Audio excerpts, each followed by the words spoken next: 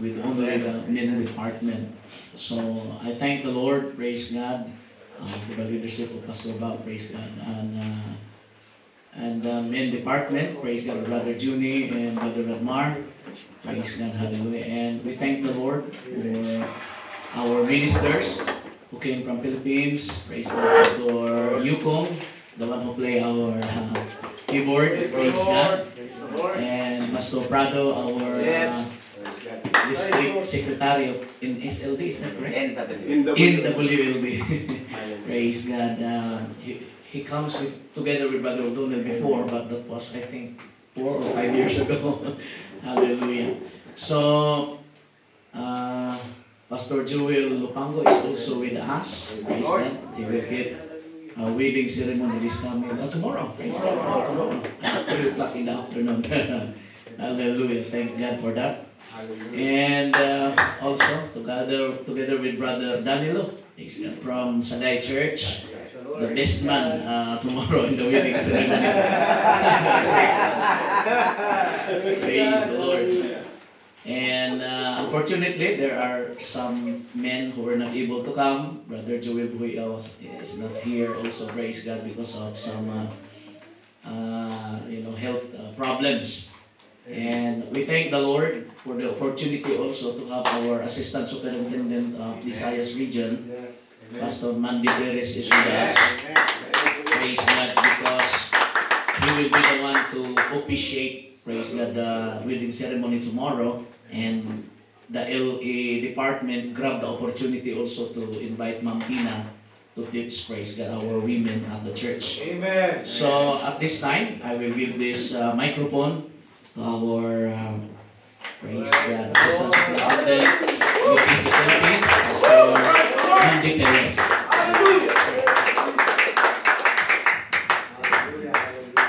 Thank you, Lord. First of all, we give honor to the Lord Jesus Christ. And our salutation also to these 2 great pillars of New Life Fellowship, even the pastors Letrado and Pastor Plaza. And the reins of leadership was transferred to them, with Brother O'Donnell finally bid his goodbye to NLF after 40 years. Some, okay. And we are happy for what God is doing in this ministry. Around the world, there are people who came from NLF, and some of them have been already part of the ministry all over the world. Amen. Praise God. At ako'y nagagalak na nakabalik rito. Amen. At nanatili yung kagwapuhan yung lahat. At kasama natin ngayon ang Secretary ng National Music Commission, okay, Pastor Yukong, natuwang-tuwa sa kaniyang cold experience dito sa Hong Kong. At ang District Secretary ng North Western Luzon District, okay, Pastor Prado, kababayan, galing ng Negros yan. Pero hindi yan ikalon, ha? Praise God. But he is proud to be a child of God. Amen. Praise the Lord. And I'm happy to be with you again. Amen. Praise the Lord. Totoo lang, hindi ako nag-expect na meron akong extra na ministry ngayon. Dahil ang number one, the purpose, and the only purpose why we are here today is to support the most important event in the life of Pastor Joel Lupango. He's going to be graduate from being a bachelor tomorrow. So we'll pray for him that God will give him able body to do the job. Jesus. Thank you, Lord. Thank you, Lord. Thank you, Lord. As Stephen, I miss you, buddy. Okay. And also a brother from Australia. All right. Now, I am just listening to your conversation about can a woman preach or can a woman be in the ministry? All right. No, I will not give you my answer. I think Brother Pastor Yuko has already given you some good answers, okay, to your question. All right, now our wives are not here, and no woman is here. So my topic is simply, magpakalalaki po tayo. Yes. Hallelujah. Let us be men. Let us be men. Magpakalalaki po tayo. All right. Now in Genesis 1:26, okay, that is my topic. Magpakalalaki po tayo. Okay, sabihin mo, lalaki ako. Lalaki ako. Gusto mo yung pagbigkas, ha? Lalaki ako. Ano ba yan? Lalaki ako. Masculine talaga. Now, Genesis 1:26 to 28. Man was created first. Amen. Alright. He was created first. You know, our God is a God of order. Amen. Hindi siya gumagawa ng mga bagay na wala sa plano, wala sa tiempo. Okay, He is always guided by His wisdom. And He is not a God of confusion. He do things in proper order. Kaya lahat, no, from eternity past to eternity future, everything is done according to His timetable, according to His purpose.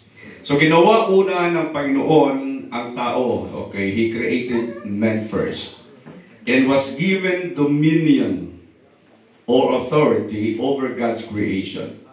So biro mo yung responsibility at yung trust, ang pagtiwala, ang tiwala ng Panginoon sa ating mga kalalakihan. Malaki po ang tiwala ng Panginoon. So don't you ever listen to any voice out there who is telling you that you are not worthy, that you are useless, okay, that you are not trustworthy. Your God trusts you so much. Amen. Amen. Praise God. So binigay ng Panginoon ang authority sa tao to co-govern with Him.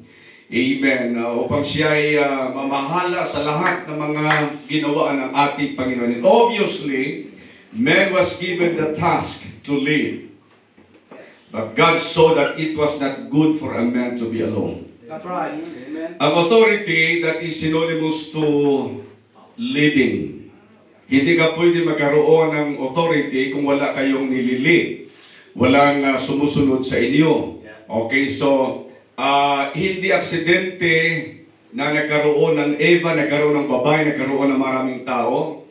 Amen. Pagkatapos na nilalang ng Panginoon ang lalaki. Okay, so when God said it is not good for a man, God did not commit any mistake when He created man first without a woman. Alright, pero lahat, mga kapatid, siya, sumusunod yan sa kaniyang mga plano.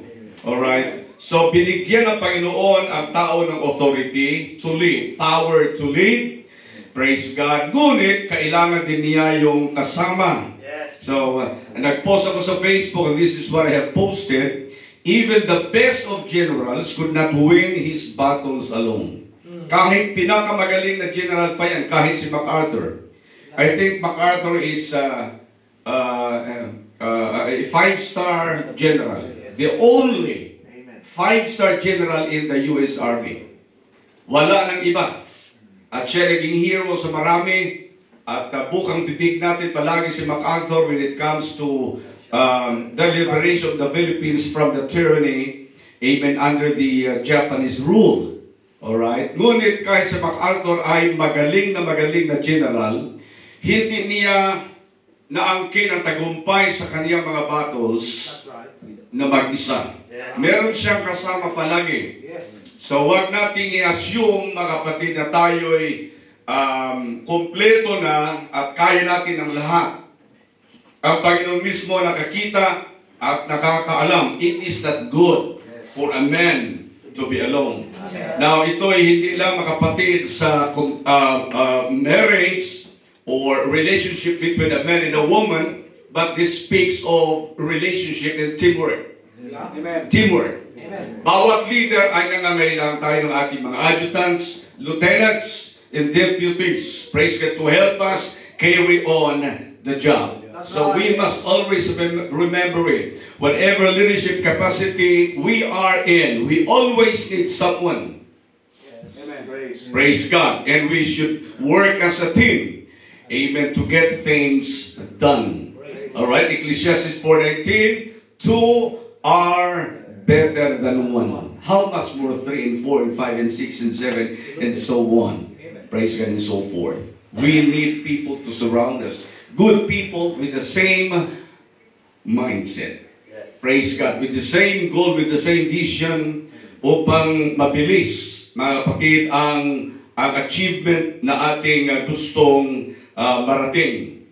Alright? So, ginawa ng Panginoon, alam natin ito, God caused a deep sleep upon Adam, and he was able to sleep so soundly, and God took a rib, okay, from the left side of Adam. He was soundly asleep, and God took a rib from his left side and made it a woman to become his helpmeet. Tinignan ko sa dictionary yung kahulugan ng helpmeet, apprentice. So yung mga asawa niyo, mga apprentice niyo yan. Kayo ang kanilang senior. Apprentice niyo mga asawa niyo. Kaya ayusin niyo, mga kapatid, yung training sa inyo mga apprentice. Kung magkakamali, kung magiging problema yung asawa niyo, kayo ang dahilan kung bakit nagkaganon sila. Kasi sumusunod lang yung apprentice sa kanyang senior, di ba? And then assistant. Okay, our wives are our assistants, our deputies, and our helpmate. Tingnan mo, kapatid. Sabi ko sa gabi, apprentice kita, ha? Kaya sundin mo palagi yung gusto kong mangyari. Now, the wisdom here is that the man should be a strong leader to lead. He must be sensitive to the needs, amen, of his fellows. And he must be sensitive and connected always to the source, capital S, and that is God, to become a strong leader. You can never be a strong leader without connecting yourself to the greatest leader of all times. Hallelujah. So that is a secret. Okay, how do we become good leaders? Okay, we become good leaders by connecting ourselves, amen, to the greatest leader of all time, that is God. Without Him, we can do nothing. That's right. Amen. Praise God. Sa leadership na ito, mga kapatid, hindi tayo bihasa. Tama ba?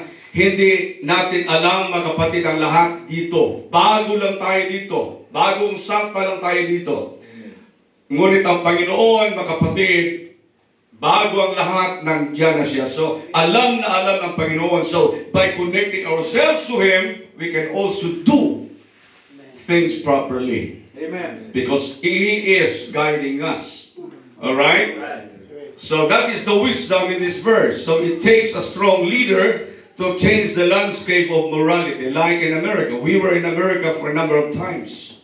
And there are states there that allow same-sex marriage. And children could choose their own gender without getting the permission from the parents. And you cannot address the man Mr. or Sir. You cannot address the woman Ma'am or Miss or Mrs. Because she is a woman on the outside, but she has already changed everything inside. Pero transplant na sinasabi. So doon sa Amerika, may mga states doon na hindi mo pwedeng tawagin, okay, like Pastor Lupango, you cannot call him Mr. Lupango. He will sue you in court. I'm no longer Mr. Lupango, I am Miss Lupango. Dahil binago niya yung kanyang gender at yung mga anak, mga kapatid, napaka-aposado ng Amerika.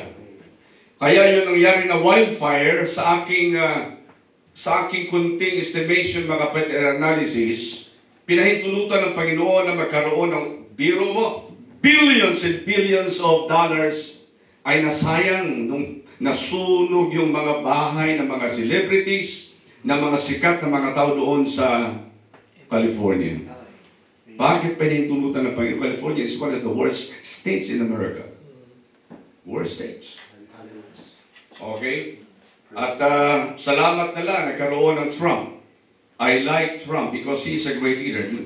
Some people do not like him, but I like him because he is strong. He is a decisive leader.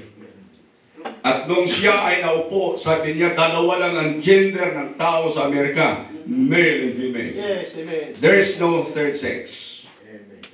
Okay, ngunit ang Amerika ay napaka-stubborn. Bawat state, meron silang federal law, may sarili silang, okay, may sarili silang batas na kahit ang presidente, okay, unless na gamitin ng president kanyang presidential discretion, ay pwede niyang i-overrule, no? Pero sa normal na operation nila, sovereign, yung kanilang mga batas sa kanilang mga estado. Ngunit si Trump, mga kapatid, ay talagang determinado na gusto niyang i-change ang landscape ng morality muli sa Amerika. Palubog ng Amerika ngayon. America is rich, but he also going through deep poverty, not only in finances, but also in spiritual relationship with God. Okay? Ngunit salamat at bago mangyari yung hindi natin nagugustuhan, nagkaroon, amen, ng bagong leader ng Amerika upang baguhin yung landscape ng moralidad doon. Kagaya sa Pilipinas, I like Duterte. This is the kind of leader that the Filipinos need. Yung decisive, mga kapatid na leader. Yung decisive. Noon, sa kanyang panahon, I could be criticized by some anti-Duterte, but during his time, you can walk in the streets at night without fear. Dahil takot ang mga tao, yung mga criminal elements doon, na gumawa ng mga criminal activities dahil nakamasid sa kanila yung mga pulis. At ang batas, uusigin talaga sila. Ngunit naging permissive ang Philippines after his administration reign, at ngayon bumabalik na naman. So pray natin, mga kapatid, na magkakaroon ng leader ang Pilipinas. Di na talagang sensitibo, mga kapatid, sa pangangailangan ng mga tao, at yung puso niya ay naka-connect, mga kapatid, sa puso ng ating Panginoon. Alright? Now, very serious ang responsibility, ang headship, ang authority and leadership.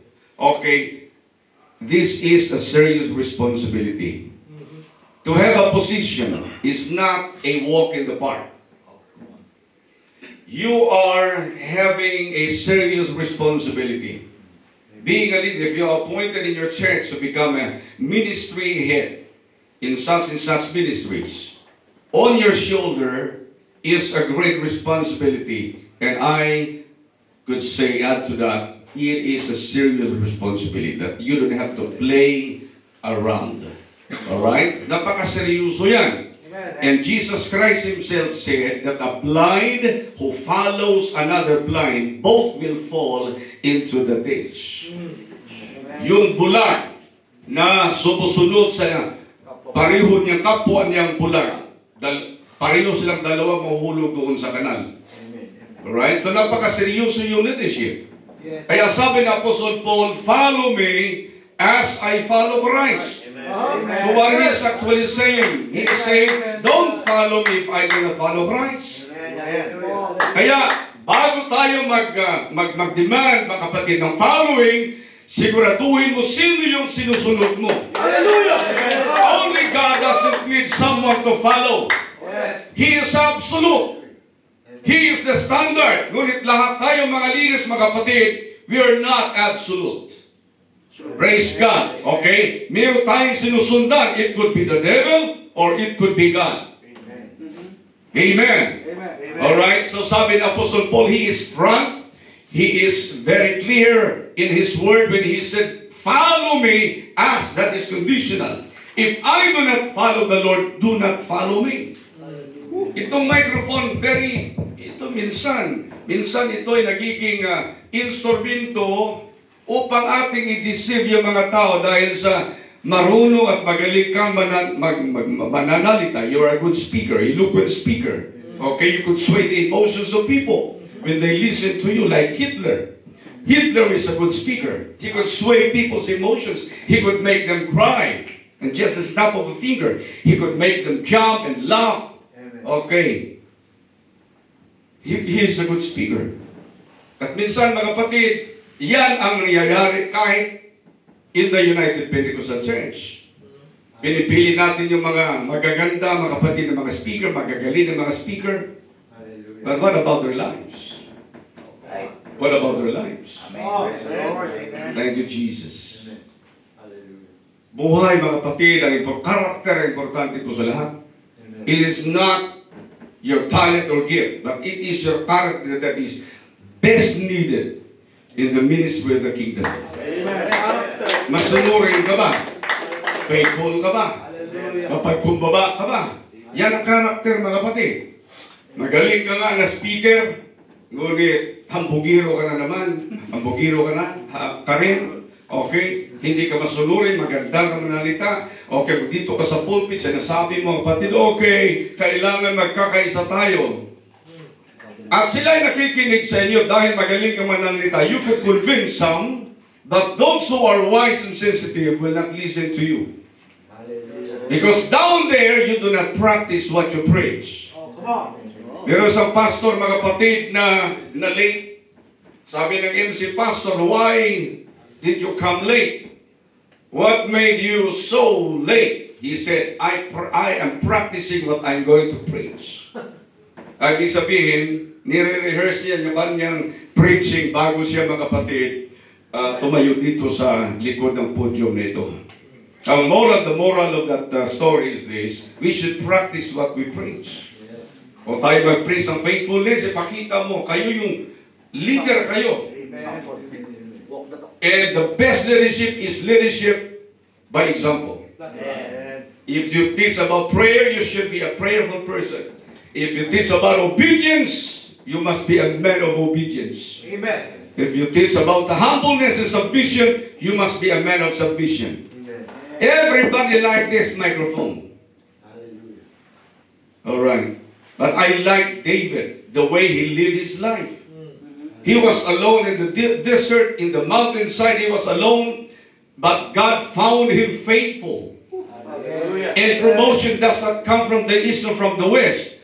God sees everyone behind the curtain. Amen. And when the proper time came for David, he was put on the throne. It is God who promoted him. Hallelujah. Now, your talents, your skills could bring you to the top. But your character will keep you there. So if you don't have a character, your talent and gift will not help you stay.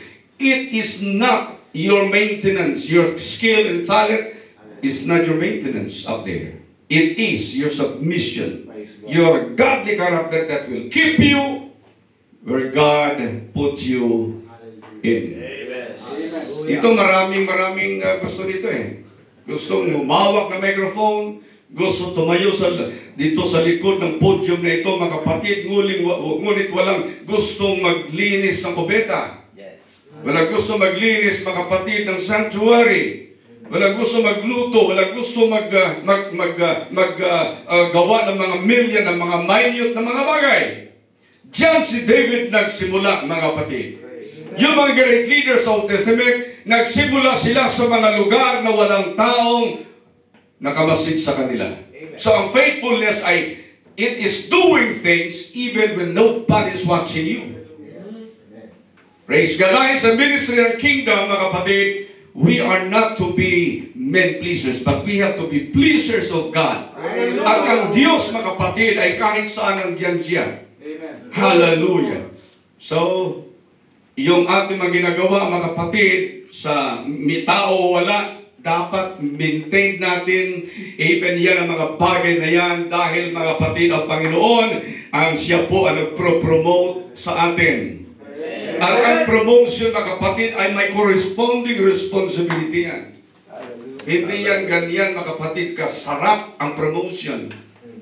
It takes pain and hurts and curves and climbs, praise God, difficulties and struggles before God could put you in a higher dimension. Hallelujah. So napakaselan, mga kapatid, ng responsibility.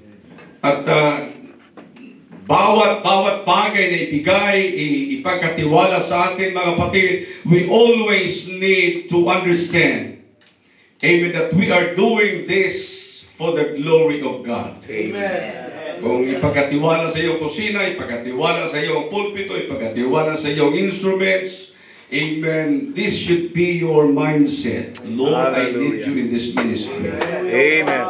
I need you in this ministry, Lord.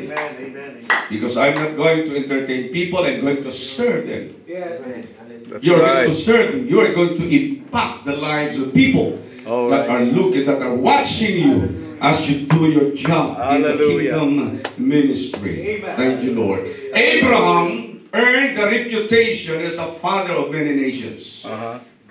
Pag minensyon natin si Abraham, yun ang madali nating maisip tungkol sa kanya. He is a father of many nations. God entrusted him or trusted him with many children because God knew how to father them. Alam niya kung paano magiging ama sa kanyang mga anak. Sa atin, gusto natin marami tayong mga anak. Pero ang question, alam mo ba ang pagpapalaki ng mga bata na yan? Amen. Amen. Responsibility. Ngunit, malungkot na sabihin ko sa inyo, ang dami ngayong appointed, elected leaders na very irresponsible. They don't know how to do their job. Yung nakikita na yung kanyang sarili. And I want to add this. If you are anointed of God, you become sensitive to the needs of the people around you. Jesus Christ was anointed. He said, the Spirit of the Lord God is upon me and anointed me. And that anointing opened his eyes so that when he saw the people, he was moved with compassion. Kailangan natin yung anointing, mga kapatid, mamaya sa dulo ng lesson na ito, kailangan natin yung anointing ng Panginoon.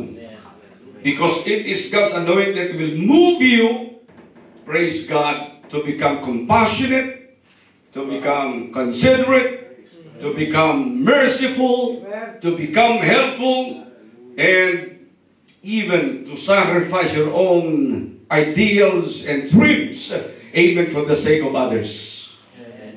So, anointing, hindi lang, mga kapatid, ito kailangan natin for preaching. Hindi natin kailangan ito, mga kapatid. Anointing is about our lives. That will impact the lives of others. Yung sa atin sa UPC, sabi ko, grabe talaga ang anointing. Lakas ang anointing dahil malakas sa preaching. Hindi. Si Jesus, kung mangaral noon, nagsasalita lang, but he's anointed. He is not a typical Pentecostal preacher na panuksul, palundag-lundag, pasigaw-sigaw, patakbo-takbo. He is not like that. Amen. Nakaupo lang siya at nagsasalita, mga kapatid, at gumagaling yung merong sakit. Amen. Lumalayas yung mga demonyo, mga kapatid, dahil anointed po siya. Praise God, praise God, yes. Hallelujah. Hallelujah. Kala natin anointing, kailangan ng anointing to play the drums, to play the guitar, amen, to preach and teach. Hindi. Buhay, mga kapatid, ang pinag-uusapan dito. Thank you, Lord. Thank you, Lord. Thank you, Lord. Thank you, Jesus. So, God knew that Abraham could be trusted because he knew how to father his so many children. Now, the principle in stewardship is this. He who cannot be trusted with little cannot be trusted with big things. Diyan nagsisimula, mga kapatid, sa mga bagay na parang walang kwenta sa atin. Diyan nagsisimula yung stewardship. Pag hindi ka mapagkatiwalaan sa mga bagay na para sa iyo ay walang saysay, hindi ka rin papagkatiwalaan sa malalaking mga bagay. Amen. Ang iba gusto nila pulpit agad Merong isang estudyante, graduate ng Bible School, summa cum laude. Okay, pumunta sa isang malaking church. Sabi niya, Pastor, do you have a job for me? The pastor said, okay, what is your credential? He said, I am a graduate of the Bible School, summa cum laude. and I am the SDO president of my school. What do you have for me in this church? The pastor said, okay, go to the commodes and clean it. What? I'm the SBO president in my school, and you're telling me to clean the commodes. Oh, how dare you? No way. And the pastor said, we have no place for you here, except for the commodes, except for the CR, except for the restroom. Yan ang unang assignment sa mga bagong salta dito. Pag hindi kayo makapasa doon, hindi ka pwede dito sa pulpit. If you cannot hold the broom, you cannot hold the microphone. Hallelujah. Amen. If you could not arrange the chairs, you cannot hold the microphone. If you cannot clean up the church, you cannot hold the microphone. Diyan nagsisimula, mga kapatid sa worship, na maraming, pwede natin banggitin, yung maraming mga kapatid na mga great leaders sa Bible, both of them were working when the Lord found them. Nagtatrabaho po sila, kaya walang puwang yung mga tamad sa ministry ng kingdom. Amen. Walang puwang. Ang mga tamad, di pwede dito. Kailangan ito trabaho. At saludo ako sa mga tatay, mga patid ng NLF. You enjoy what you do. Yung pagtimpla ng kape, yung pag-prepare ng sandwich. Praise God, lahat na ginagawa niyo. You are a good host, excellent host, I should say. Praise God, at ministry yan. Hayaan, patuloy ka dyan, at ang Panginoon lang nakakaalam kung hanggang saan kayo. Ito yung sinasabi ni Apostle Paul, this is one of my favorite verses. No eye has seen, no ear has heard, and no mind has conceived what God has prepared for them that love Him. Maging faithful lang tayo, mga kapatid, sa mga bagay na hindi gusto na marami. Dadalhin ka ng Panginoon sa mga lugar. Ipapagkatiwala sa iyo mga bagay na hindi minsan dumaan sa inyong pag-iisip. Now, ako'y nagpapasalamat sa Panginoon, and modesty aside, binilang ko yung mga nations na puntahan namin, na kahit 5 centimos wala akong sariling gasto. Siguro about 29 nations na. Asia, America, Europe, Middle East, 29 nations. Kahit 5 wala. Kaya ko bang umikot sa ganun mga lugar? Hindi. Kailangan mong milyon-milyon ang salapi. Sa isang tao lang, you need at least 500,000 sa isang trip sa Amerika. Isang tao lang yan. Lalo na kung mataro kayo sa state. Naku talaga. Kailangan mo ng at least, you have to have 500,000 pesos to make a trip in the US. In 29 nations ito. Pero kahit 5 mga kapatid, wala akong gasto sarili. Yes, I am married to a prominent woman. Her family is prominent in Bacolod. But we do not depend on them. We depend on the riches of God. Hallelujah. Amen. At Diyos ang nagdala sa amin sa mga lugar na ito. Nakapag-minister ka na, nakapag-bakasyon ka pa. Amen. Pero mo yung mga hotel na kung saan kami we were belated. Big time ba mga hotel? Marriott? Ano pa? Yes. Oo. Naku talaga, yung mga hotel na yan dito sa Pilipinas, ay, huwag dyan, mahal yan. Totoo, simple lang, mga kapatid. Thank you, Jesus.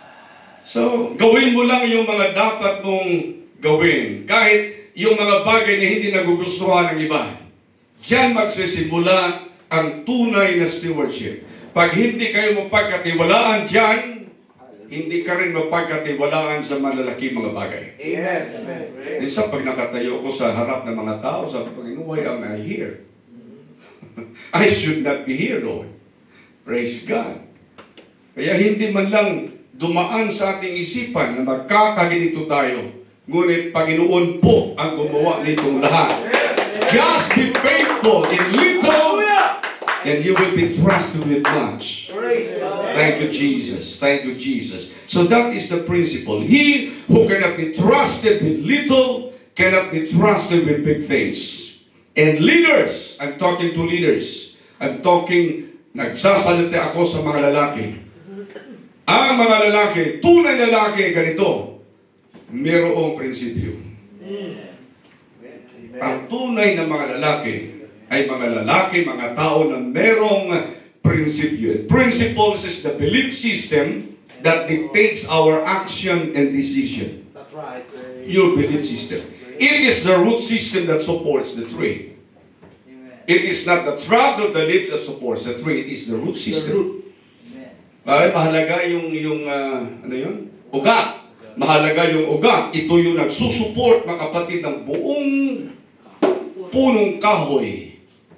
Kung maganda yung mga daong dahil sa magandang root system. Amen. Kung maganda yung trunk, yung mga sanga, mga kapatid, dahil sa root system. So, if the root system is corrupt, that automatically makes the tree corrupt. And, Matthew 7, it is explained by the Lord that everyone that calls me, Lord, Lord, shall enter into the kingdom of God. But he who does the will of my Father only.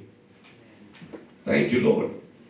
So, yung principle ay yung pinaniniwalaan mo. Kung naniniwala kayo na hanggang sa preaching lang yung anointing, magiging ganyan kayo. Yan ang magsusupport ng ministry mo. But at the end of this road, ipapamukha ng Panginoon sa iyo. It's not about your anointing, but it's about your connection with me. Amen. Anointing just enables us to do the supernatural.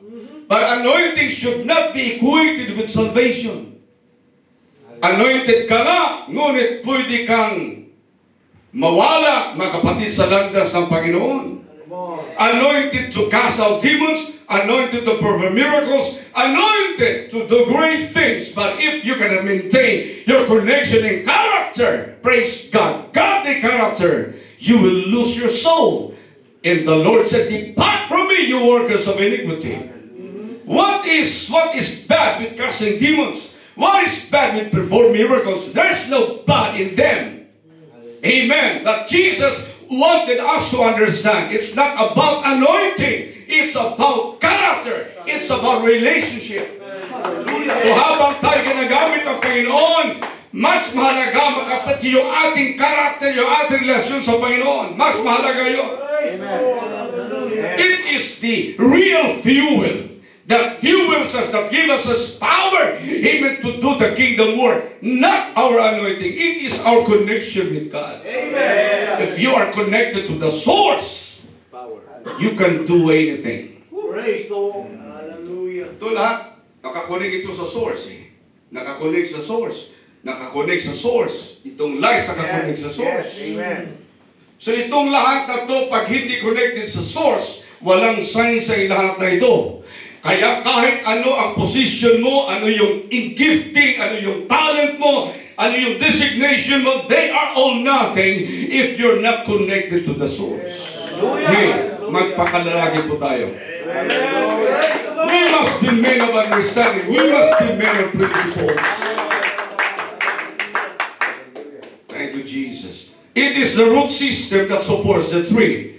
If the root system is corrupt, the tree is automatically corrupt. This is explained in Matthew 7. Our principles should derive from the wisdom of God. There are two kinds of principles. Principle of man and principle of God. What is better? Principle of God. Amen. You might be genius, you might be smart, you might be wise, but your principle derives from your own wits and gods. That principle will not last forever. Anything that do not stand on the principle of heaven will not stand forever. Amen.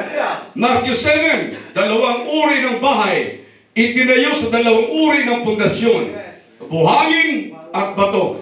Alin dito yung nananatili? yung nakapatong mga patid sa bato. Right. Principle of men will not stand forever. Yung principle of men, nakikinig ka sa mga politiko, nakikinig ka sa mga chismoso, nakikinig ka, nagbabasa kayo ng mga aklat, mga kapatid. Ngunit ang prinsipyo ng Panginoon, galing po sa kanyang salita, galing po mga kapatid sa Espiritu, galing po mga kapatid sa boses na kayo lang po ang makakarinig. Diyan magagaling mga kapatid, praise God, ang ating prinsipyo that will stand against the test of time. All right. This is why attendance to the word is imperative. Amen. Don't you ever believe to undermine the importance of attending church like this. Hallelujah. Dahil dito, kumukuha tayo mga kapatid ng kaalaman, wisdom and understanding. And that's why in Ecclesiastes, Jeremiah, I will give you pastors that will feed you with Yes. knowledge and understanding. Diyan tayo mga kapatid, diyan tayo kumukuha. Nag-establish ng mga principles na ating pagtatayuan. Importante ito. Bible study, men's conference, kahit ladies conference pa yan. Kung mag-attend tayo mga kapatid, makikinig sa mga pangangaral, ang dami tayo mapupulot ng mga nuggets of gold na magiging principles natin at magiging matatag at malakas at matibay tayo sa ating pananampalataya. Hallelujah. Kahit sino, wala tayong pili mga kapatid. Wala tayong pili. Lahat, I believe that everyone who received the Holy Ghost has something to say. Yes. Amen. Amen. Yes. Principle din ito. Listen to others Yes. because they too have stories to tell. Amen. Okay na lang, ito na lang palagi yung ating ini-invite, ito na lang palagi dahil, oh my Lord, give others the chance to tell their story. Kaya maganda yung sistema ng NLF. Tinanong ko kanina, Pastor Nilo, Pastor Plaza, sabi ko, kayo ba palagi ni Pastor Prado ang nagpe-preach dito? Sabi hindi. Yung mga workers. Meron sila mga assignments. Kung sino magpe-preach sa linggo na ito, sunod na linggo, lahat, mga kapatid. Yan ang dapat. Dahil kayo na nakatanggap ng Holy Ghost, na punong-puno ng pagpapala ng mga salita ng Panginoon, merong kwento na gustong marinig ng mga tao sa inyo. Hallelujah. Tell your story. Amen. Minsan, memorize na natin sa inyong magiging speaker ng GenCon eh. Yung maging speaker ng mga anniversaries eh. Kung marinig mo yung iba, kung papakinggan mo yung iba, naku talaga mag-bless kayo. Praise the Lord. Magaganda pala mga kwento nila. Thank you, Jesus. Amen. Siguro pwede natin gawin yan no? Sa mga susunod na panahon. Okay? Yes. Pasalamat tayo na mayroong available na mga foreigners, mayroong available na mga imports. Amen, ang magiging speaker ng ating mga events. Pero kayong nakatangkaw po dyan, naniniwala ko, meron kayong gift din na wala sa akin. Meron kayong kayang ibigay na hindi ko kayang ibigay. Kung ako ay makikinig lang, mablibless din yung aking puso at aking espiritu. Thank you, Jesus. So, very imperative yung attendance to the Word. Pakikinig sa salita. Mas maraming makukuha yung makikinig kaysa nagsasalita. Right. Amen. Yes. Yes. Oh, ako nagsasalita ngayon, ang dami nyo nakukuha. Yes. If you are making notes, Amen. ang dami nyo makukuha. Amen. Kaya ang ginagawa ko, palaging yung cellphone ko nito, minsan, I am misunderstood. Sabi nila, pag nasa service ako, si Perez, o nagtitext, o nagpi-Facebook on YouTube. No, I'm not doing that in the service. I am making notes. Habang nakikinig ako sa preacher, I am constructing a sermon.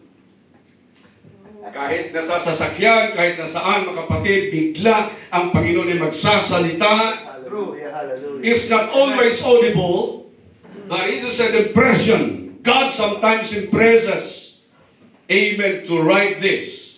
So that in the future you could have something to tell, amen, to the people of God. Hallelujah. So, mas marami kayo nakukuha at magagawa na sermon habang kayo nakikinig. Importante yan. Kaya yung walang masasabi, tao na hindi nakikinig. Yan ang masasabi mo, wala ka namang alam. Ang bait-bait niya, hindi nagsasalita. Paano? Wala palang alam yan eh. Kaya importante yung makikinig. He that hath an ear, let him hear what the Spirit saith unto the church. Amen. Praise the Lord. You know, listening is a skill. It is a skill. And you have to be a disciplined listener. Talaga makinig kayo, makinig ng maigi, makinig ng mabuti. Now, before Isaac was born, Abraham already displayed his love and devotion to God. Even before Isaac was born.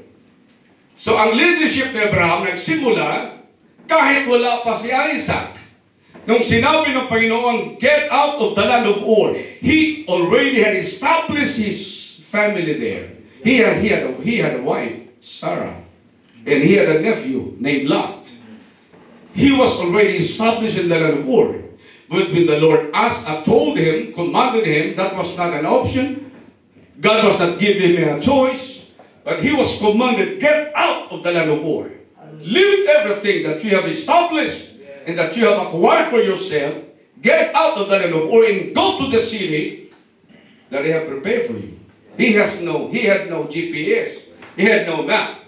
He doesn't know where he was going. He just obeyed God. So that was a display of total obedience. Obedience. That was not a blind obedience. It was obedience to the one who knows everything. Amen. Hindi na kailangan malaman natin lahat bago tayo sumunod. True. Kasi pag pangusap ang Panginoon, alam niya ang kanyang ginagawa. So what do we need to do? We just have to yield ourselves, to submit ourselves, and to say, yes, Lord, I will obey. Hallelujah. Yun ang ginawa ni Abraham. Kaya siya isa sa mga paborito ng Diyos, aside from David. Abraham was one of God's favorite. Before Isaac, the promised son, was born, he already displayed his love and devotion, submission, and obedience to God. And obedience is one of the qualities a leader should have. Amen. Praise the Lord. Tayo mga lalaki, mga leaders tayo. Kahit hindi tayo nominated, elected sa isang specific na position, we are leaders in our own right. Yes. Amen. Dahil nilalang tayo ng Panginoon, binigyan tayo ng corresponding authority and dominion. Paglabas mo sa tiyan ng nanay mo, leader ka na. You were not made. You were born with it. Nasa tiyan ka pa ng nanay mo, you're appointed to become a leader. Leader ka na talaga. Hallelujah. Okay? At isa sa mga kalidad, isa sa mga qualities na dapat meron tayo ay ang kalidad ng obedience. Hindi ka pwede maging leader na suwail. A good leader is a good one. So dito nagsisimula ang leadership sa pagsunod. Pag hindi ka marunong sumunod, hindi ka karapat-dapat sa anumang leadership position. Praise the Lord. Yes. Yes. Huwag niyong kalimutan yan. Okay. Kung gusto niyo maging leader, kailangan magsimula kayo sa obedience. Obedience, hindi natin alam, ngunit sumusunod tayo. And this is not a blind following. We follow not because we know, but because He knows. Yes. Amen. God knows. Praise the Lord. Thank you, Jesus. At ang obedience ay hindi madaling gawin, mga kapatid. We struggles. Diba? Nagsa-struggle tayo. Minsan ini-evaluate tayo ang mga with analytical minds. Ina-analyze pa natin bago tayo sumunod. Ina-analyze pa natin. At yung analysis natin, mga kapatid, ay lalabas na parang hindi maganda. Hindi tayo susunod, di ba? Okay. Pero wala nang analyze dyan. Sunod na lang ng sunod. Sunod na lang ng sunod. Kaya si David ay paborito ng Diyos din. Yea, though I walk in the valley of the shadow of death, I will fear no evil, because thou art with me. When God leads, Amen. He will not leave you. That's right. When God leads, He will not leave you. Amen. Kaya walang pagsisisi sa pagsunod sa Panginoon. Hallelujah. Amen. Walang pagsisisi. Amen. Praise And God. I don't have any regret why I am serving God since 1978. I don't have any regret at all. Hallelujah. Praise the Lord. Kung merong mga blunders, merong mga failures, akin na yun. At ngayon nalalaman ko na bakit pinahintulutan ng Panginoon na merong pagkakamali. Merong mga blunders na akin na commit. That is part of the process. Sometimes God allows us to fall so that we will know how to stand up and get up on our feet again. Rejoice not, O mine enemy. When I fall, I shall arise. Rising from falling, we learn it in this journey. Amen. Thank you, Jesus. So, huwag kayong pag merong matumba, merong mahulog, that is natural. That is a part. Ang matuwid, kahit makapito siya matumba, babangon yan muli. Kaya pag merong kapatid na matumba, mahulog mga kapatid, okay lang yan. That is tolerable. If ano naman ang ating gagawin, you who are spiritual should lift them up. That's right. Hallelujah. Natural lang yan. Magkakamali ang leader, magkakamali mga kapatid, ang follower, lahat tayo magkakamali. Amen. We are prone to fall. We are prone to fail. But failure is not final. That's right. At tayo nanatiling nakatayo, mga kapatid. Pag mayroong matumba, ang gagawin natin, the admonition of the Word of God is this: lift him up. Yes. Hallelujah. Do not condemn him. Huwag mo siyang apakan. That's right. Huwag mo siyang i-condemn. Praise God. Ngunit tulungan mo siya na makabangon muli. That is what NLF is all about. Lifting one another, helping one another, being considerate one to another, being understanding one to another, embracing those imperfect people. This is what NLF is all about. Amen. Praise the Lord. Praise the Lord.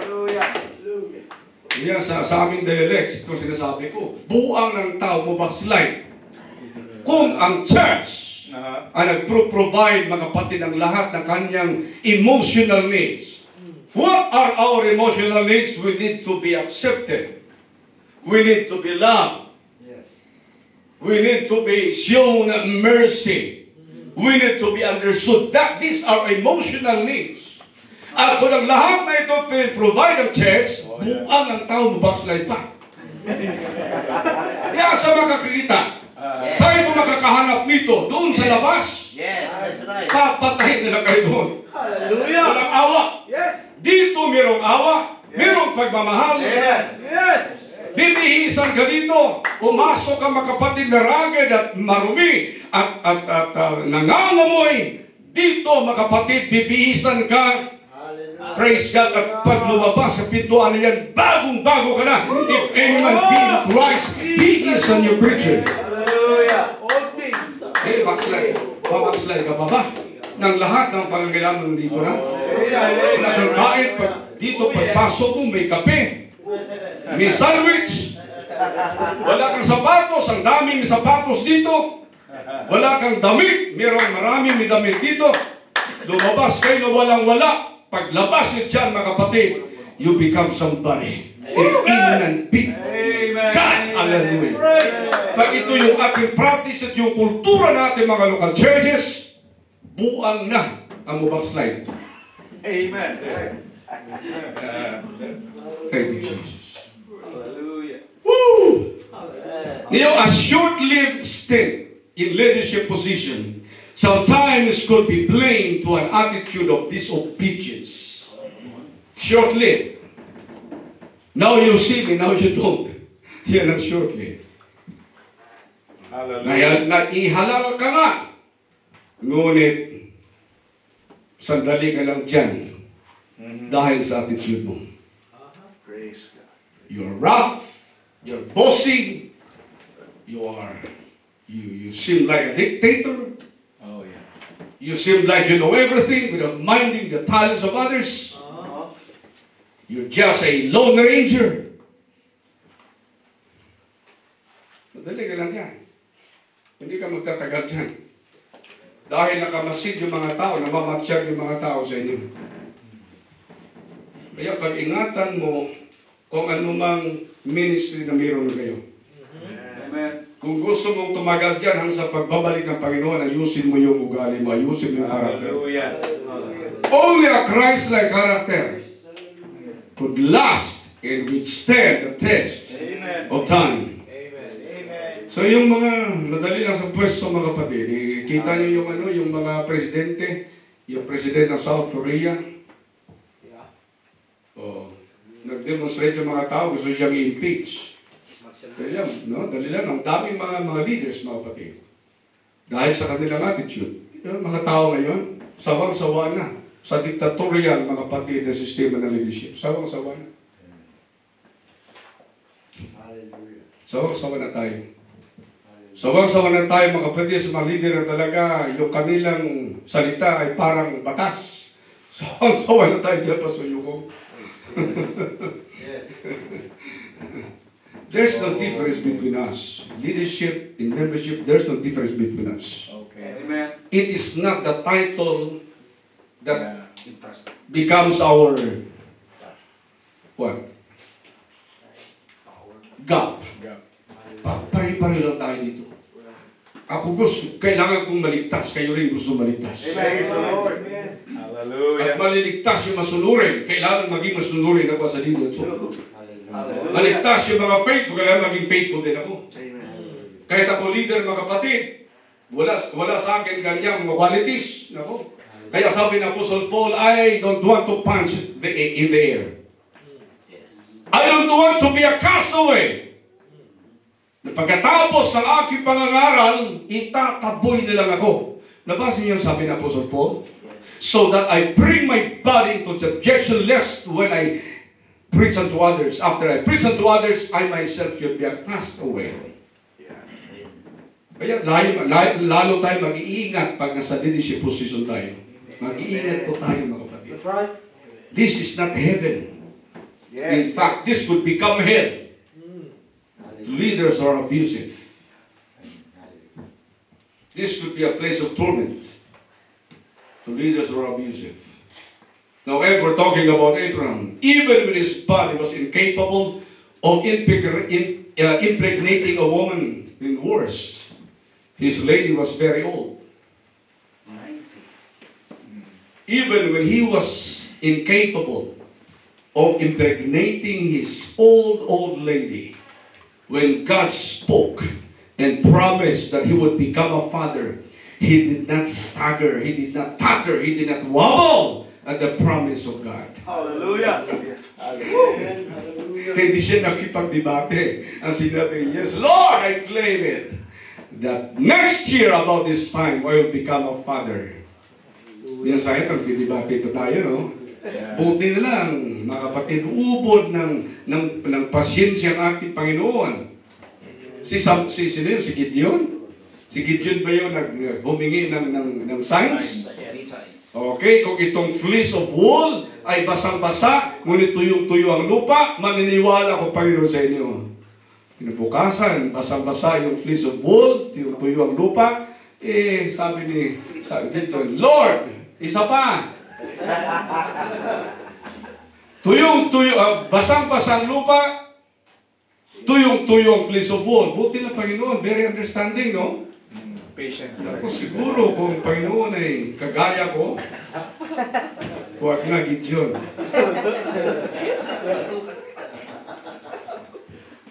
Kaya Panginoon, mga kapatid, malapit na malapit sa kanyang puso yung mga tao, very obedient. Hallelujah. David was very obedient. Joseph was obedient. Abraham was obedient, na kahit matanda na siya, hindi niya kaya. Siguro, tinanong siya, kaya mo pa ba? Bukas gusto kong itanong, pero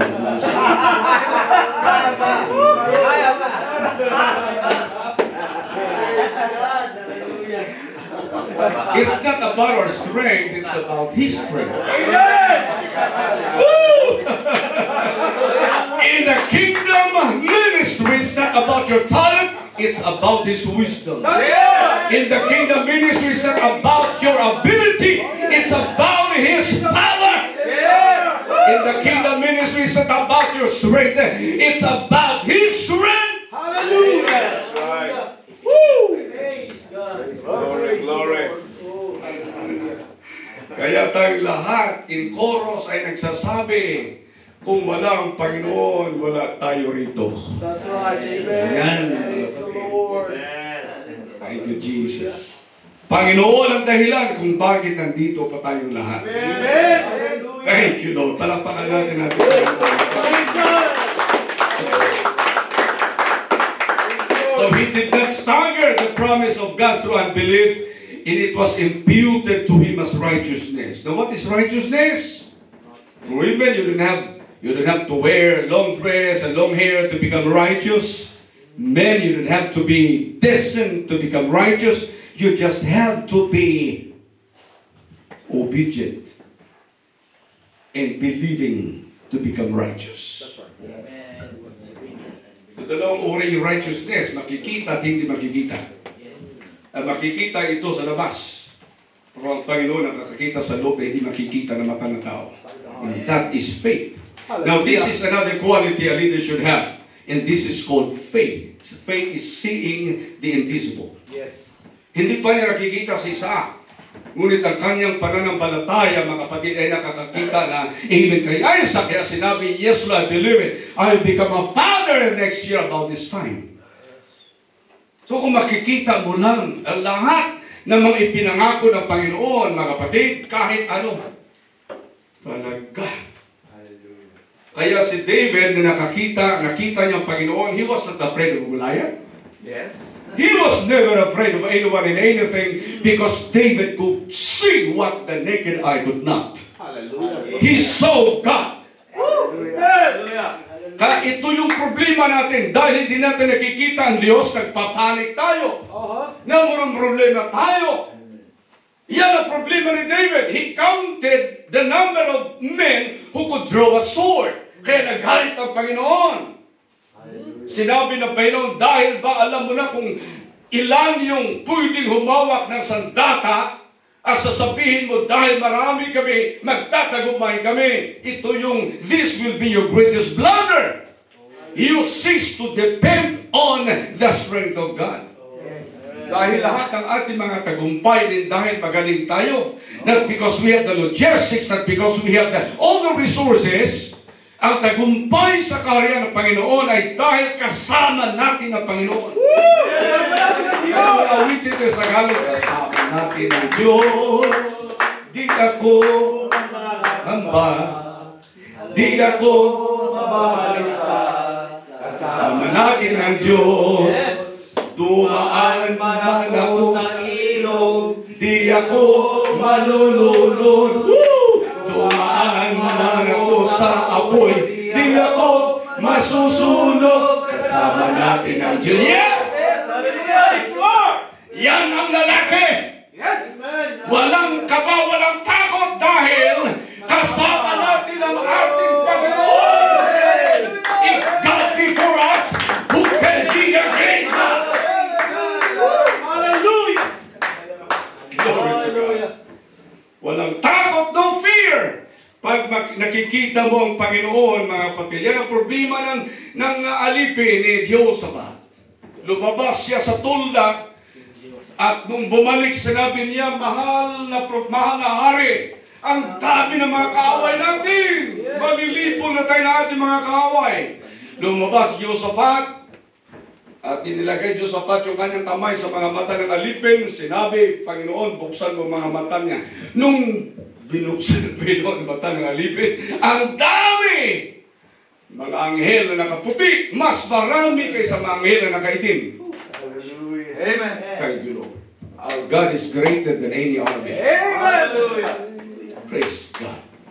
Mas malakas ang army ng ating Pinoy kaysa mga army ng sanlibutan ito. So kung makikita mo ng Diyos, there's no mountain too tall that you not climb if you would only see God. There's no ocean too deep, amen, that you cannot fathom if you could only see God. There's no giant too formidable if you could just only see God. So kailangan yung faith. Faith is seeing the invisible. Faith is the substance of things hoped for and the evidence of things not seen. Kaya lahat ng mga sinasabi ng Panginoon, amen na amen, yes na lang kayo. Hallelujah. Hallelujah! Magaganap yan, mga kapatid. Amen. Magaganap yan. When God commanded him to offer his only son as a burnt offering or sacrifice, his prompt action, there's no debate between him and God. Yes. When God told him to offer his only son as a burnt offering, walang debate. Preacher lang gumagawa ng kanyang storya. Bago na ko nagiging ama, kukunin mo nga anak ko, wala yan sa Bible. Amen. Walang debate. Walang bargaining doon, mga kapatid. He was prompt to obey God. Offer your son to me in one of the mountains which I shall tell you of. His prompt action, mga kapatid, was evidence of his deep love to the giver over the gift. Amen.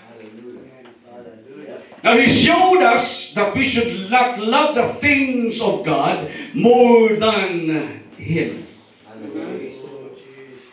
Now, Abraham was an epitome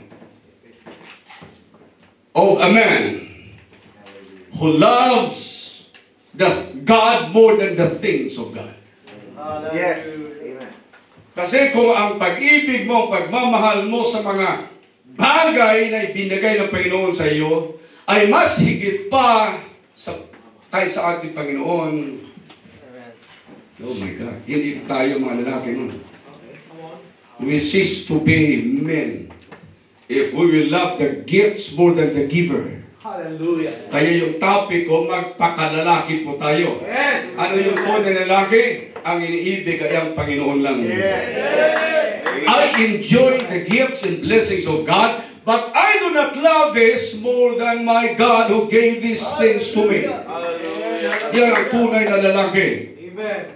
Thank God. Now, it is on this action that Jesus set the requirement of discipleship. Anong sabi ng Panginoon? If any man want to follow me, but cannot leave his parents, his houses and lands, he cannot be my disciple. Hallelujah. Do you love your wife? Hallelujah. Yes, you do. Do you love your job? Yes, you do. Do you love your house? Yes, you do. Your car? Yes, you do. Do you love your blessings? Yes, you do.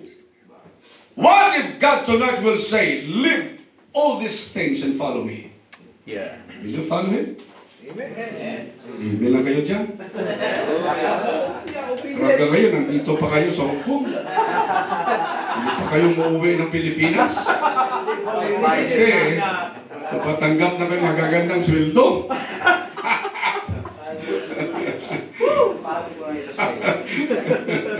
Diba? Oh my God. Pero may mga panahon talaga na darating sa ating mga buhay. Ang kailangan tayong bumili. Saan ba dito? Trabaho o ministry? Trabaho o ministry? Ang dami kayo mga pasos natin na pinagpipili ng Panginoon. Ako o trabaho? Ako ay tuwang-tuwa noong 2015 nung aking anak ay his salary was about to raise in a company where he was the youngest of all employees in the new base of all employees. His salary was about to increase. But he said, Pops, I want to study in the Bible school. Praise the Lord. I was teary-eyed. I was about to cry in front of Brother Flowers, David Flowers. And I said that you're about your salary. God will give you more than that. Because that is His promise. Nobody who was left is done it. Children! Hallelujah. Glory. Hallelujah. You will lose some of this here, but you will gain more over there. Iwan mo yung mansion dito na masusunog. Doon may mansion kayo that will last forever. Hallelujah. May ano lang yung mansion dito, mga kapatid, compare sa mansion natin doon sa taas. Right. Ang Panginoon, pag sinabi na iwan mo yan, merong nakalaan sa iyo na mas higit pa dyan. Kaya pag sinabi niya iwan mo yan, huwag kang mag-atubili, mga kapatid, sa pagsunod sa Panginoon dahil meron siyang inilaan na mas higit pa dyan. Amen. Hallelujah. Wow! Ganda, no? Ganda. Kaya sa mga dalaga, sa mga binata, pag sinabi ng Panginoon, iwan mo yung kasintahan mo. Dahil meron pa mas maganda na inilaan ko para sa inyo. Mas faithful pa. Praise God. How many minutes do I have? Sir. Up. Okay. Now anyway, I'm closing. Okay. Bilisan ko lang. Another quality of a leader should have, he must love God above all. God must have no rival nor equal in our lives. That's right. Walang kariban. Warning, this is not easy. This may cause us so much pain, and the night would be spent weeping. But our God is a just God. You may lose some here, but you will gain more over there, if not here. Weeping may endure for a night, but joy comes in the morning. The night is always pregnant with beautiful things. Yes. Ngayon, parang gabi sa buhay mo, madilim na madilim, ngunit paparating na, mga kapatid. Praise God. Amen. Ang umaga sa inyo, hallelujah, in the day is always far better than your night. And another man, I'm closing na, that I'm emulating is Joshua. He was a man of principle. With the majority of the spies wanted to discourage the Hebrew nation from entering the land of Canaan, Joshua and Caleb stood against the voice of the majority. Because the majority is not always right. Huwag kang maniwala, mga kapatid, na dahil marami silang naniwala dyan, tama sila. Hindi. It is not always the majority, amen, that is correct or right. When Joshua took the reign of leadership from Moses when Moses died, he led his nation in the conquest of Canaan. And before entering the promised land, he reviewed the resolve of Israel. Again, he showed an exemplary quality of a leader. He was resolute. He was determined, amen, praise God, to enter the promised land, even when nobody would march with him to the promised land. He said, if it is evil unto you to serve and to follow this God who allowed us to get out of Egypt, now you can go back and serve those gods. But as for me and my house, so a strong spiritual leader will be followed by sincere people. Hallelujah. Let us be man enough to lead our family. That's right. Magpakalalaki po tayo para sa ating pamilya. Amen. And before David could become Israel's leader, he needs to be anointed. Yes. It is anointing that allows God to work through you. Yes. Kailangan natin yan. In every service, every fellowship, we should be asking God before we leave, amen, the place of assembly, that God would anoint us, because it is the anointing that allows God to work through you. The Lord has anointed me to preach the gospel, to open the eyes of the blind, to set to liberty those that are captives, to cause the lame to walk. It is the anointing that allows God to use us. So, would you stand to your feet right now? And we thank God. Hallelujah. Hallelujah. Oh God, you are here today, Lord. We know it, God. We know it. For two or three that are gathered in your name, Lord, you promise that you will be in our midst. I presume that you all are leaders here. You have your own place of ministry in the kingdom. Whatever it is, love your work. Enjoy what you do. Please God, hallelujah, in everything that you do. Be thankful for what you have received from the Lord. Even for wisdom, knowledge, and skills. Be thankful for each of them. Hallelujah. But the most important thing is our connection with God. Today, before I step down from this platform, let us ask God, Lord, place your hand upon me, upon my head, to anoint my mind, and to anoint, Lord, my lips, to to anoint my heart, to anoint my ears. And I will allow you to use me and to work through me. The noblest thing that you can do for yourself is to allow God to use you. Habang tayo nakatayo mga kapatid, come on.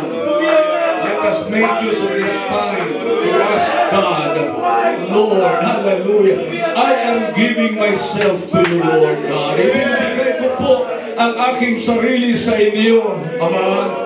Kami nagpapasalamat na ginawa mo akong isa sa inyong mga anak. At kahit hindi ako karapat-dapat sa iyong pag-ibig, inibig mo po ako, niyakap mo po ako.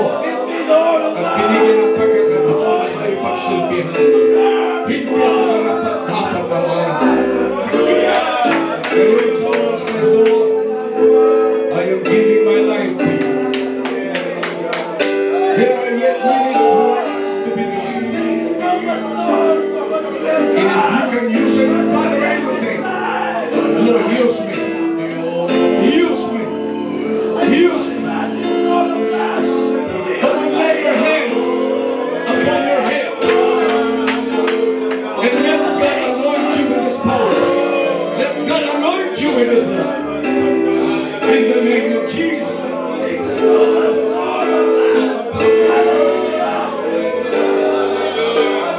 Just come to the Lord. Sige, lumapit tayo sa Diyos, mga kapatid. Purihin ka, Panginoon. Let your anointing fall in my life, O God. Let the power of your Spirit. Hallelujah. Lagisan mo ang aking buhay. Lagisan mo ang aking ministry, Panginoon, O God.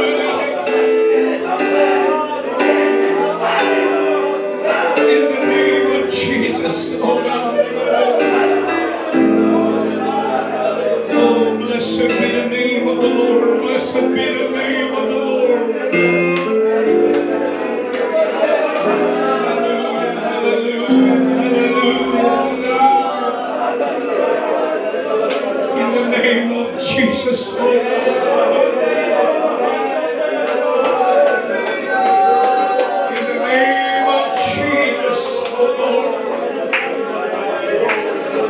In Jesus' name, in Jesus' name, in Jesus' name. Hallelujah. You are worthy, oh God. You are worthy. You are powerful, God. Hallelujah. In Jesus' name, in Jesus' name. Thank you, Jesus. Thank you, Lord. Thank you, Lord. Hallelujah.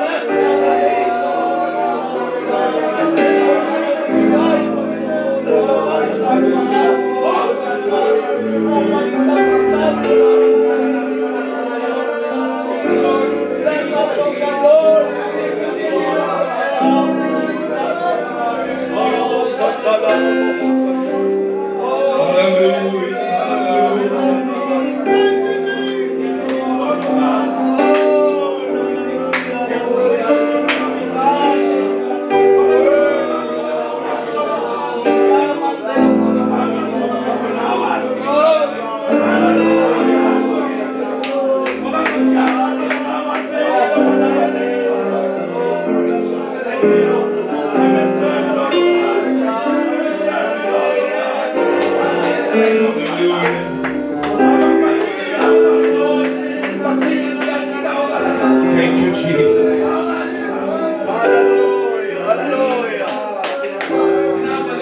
I would like to ask all the men, and what we need today is the oil of anointing of God.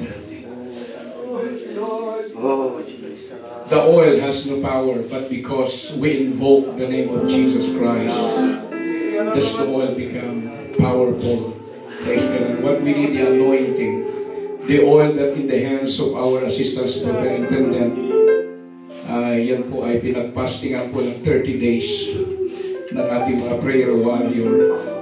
At gusto naming pahiran po ang bawat isa sa atin ng oil na yan. Pwede tayo magkaroon ng isang linya, mga kapatid. Magsimula dito, papunta doon, mga kapatid. Praise God. So make a one line. Thank you, Jesus. Praise God.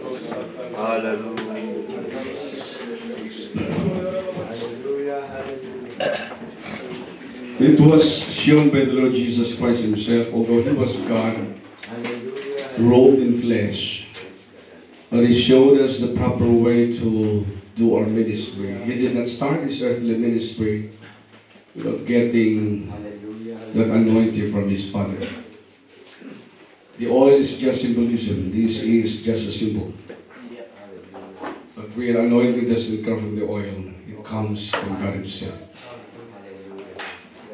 And Jesus said, the Lord has anointed me to preach the gospel. Before David could be declared the legal and rightful king of Israel, he should first be anointed by the prophet. God told Samuel, go to the house of Jesse and anoint one of his sons, because today I'm going to pick out one of them to become king. And he came to the house of Jesse and he saw all the siblings were all good looking. When he was about to anoint the eldest, God stopped him. This is not the man. Okay. The next, he wanted to anoint because he has the qualities, the looks of a leader. And God stopped him. When everyone was refused of God to be anointed, Samuel said, Jesse, do you yet have another son? Because the Lord is holding me, keeping me here. Because one of your sons, do you still have another son? I like the attitude of David. when he was fetched from the backside of the mountain, he was hesitant. Why me? Why me? Why me? So submission is given to the humble. Yes. Submission is given to the non-expectant. Submission is given to the unworthy. God called us not because we're qualified, but He called us to qualify us in this ministry. So I'm honored, Pastor Ibrado Casuplas, I'm honored to do this. Hallelujah. Oh my God. This is a memorable moment for all of us. I know that you have been filled with the Holy Ghost. But anointing could be lost in a day. Anointing could be lost in a minute. Because if we are not attached to God, connected to God, we'll be like Samson without strength. Yes. With muscles, with a name, but powerless. So we have to keep this anointing working in our lives by submitting to the Lord. Thank you, Jesus. Lord Jesus, we will use this oil right now, God, as a symbol of God, a point of contact. Amen. Between you and us. Sanctify this oil right now, Lord. Hallelujah. But our anointing does not come from this oil. It comes from you. Oh God, that will be poured upon us. Oh Lord, give us the attitude of David. Give us the attitude of the Lord Jesus Christ. And anointing is not to make us feel good, but anointing, God, is to serve others and to glorify your name. Oh, in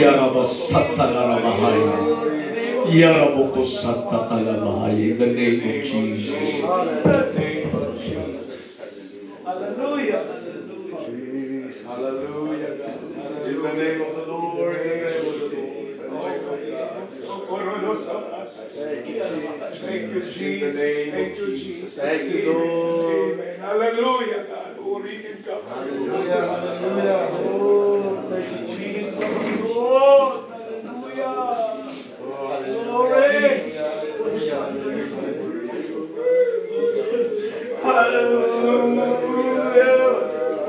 Hallelujah.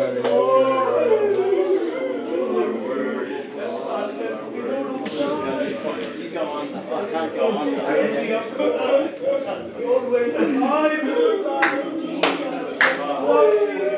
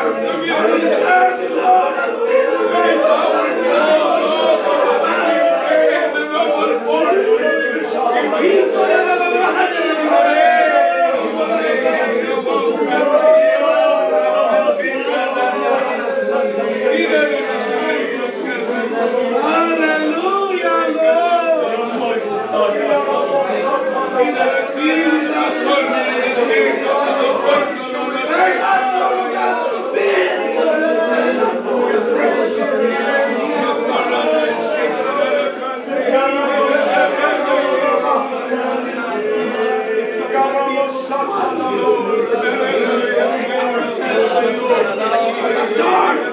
are the source of everything, Lord.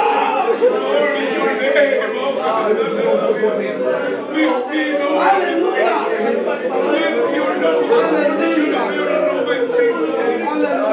Pour out in my life. In the name of Jesus.